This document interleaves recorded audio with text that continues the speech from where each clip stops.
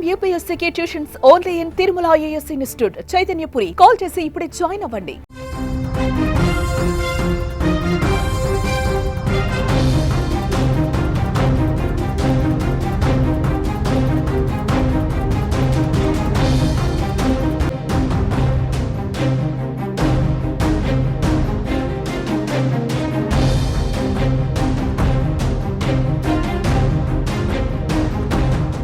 ఆంధ్రప్రదేశ్లో విస్తారంగా వర్షాలు కురుస్తున్నాయి. ఉదయం ఎండెక్కి సాయంత్రం కారుమబ్బులు కమ్మి వర్షాలు పడుతున్నాయి.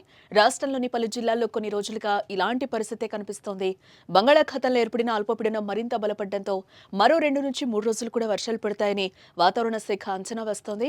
రాబోయే 24 గంటల్లో ఇది ఉత్తర వాయువ్య దిశగా పశ్చిమ మధ్య బంగాళాఖాతం వైపు కదిలే అవకాశం ఉన్నట్లు వాతావరణ శాఖ తెలిపింది.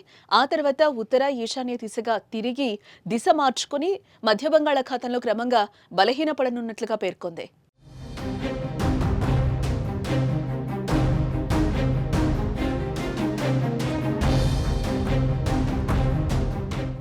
ఈ ఎఫెక్ట్తో బుధ గురువారాల్లో పలు చోట్ల అకస్మాత్తుగా పిడుగులతో కూడిన వర్షాలు పడే అవకాశం ఉందని తెలిపింది. ఉత్తరాంధ్ర ఏజెన్సీ జిల్లాలో అక్కడక్కడ తేలికపాటి వర్షాలు కురవడానికి అవకాశం ఉందని రాష్ట్ర విపత్తు నిర్వహణ సంస్థ వెల్లడించింది. కొన్ని చోట్ల పిడుగులు పడే ప్రమాదం ఉందని కూడా హెచ్చరించింది. గురువారం ఉత్తర కోస్తాలో పలు చోట్ల, దక్షిణ కోస్తా, రాయలసీమ ప్రాంతాల్లో అక్కడక్కడ ఈదురుగాలులతో కూడిన వర్షాలు కురుస్తాయని వాతావరణ శాఖ వెల్లడించింది.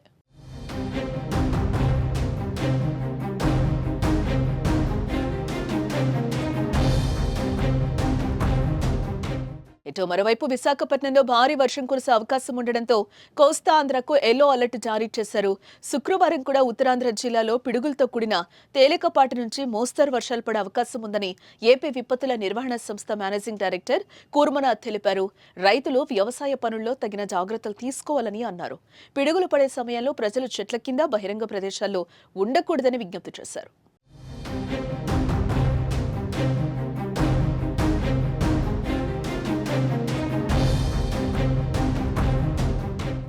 అటు ఎండలు కూడా రాష్ట్రంలో భారీగానే ఉన్నాయి. మంగళవారం నాడు రాయలసీమ జిల్లాలో ఎండల తీవ్రత పెరిగింది.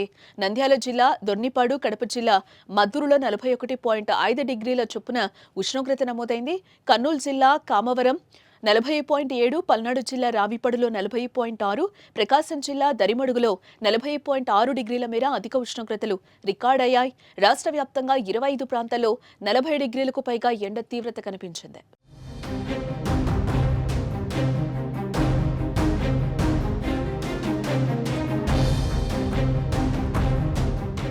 ఇటు మరోవైపు బుధవారం అల్లూరి సీతారామరాజు, ఏలూరు, తూర్పుగోదావరి, ఎన్టీఆర్, గుంటూరు, పల్నాడు జిల్లాల్లోని 28 మండలాల్లో వడగాల్పులు వీచే అవకాశం ఉందని వాతావరణ శాఖ తెలిపింది.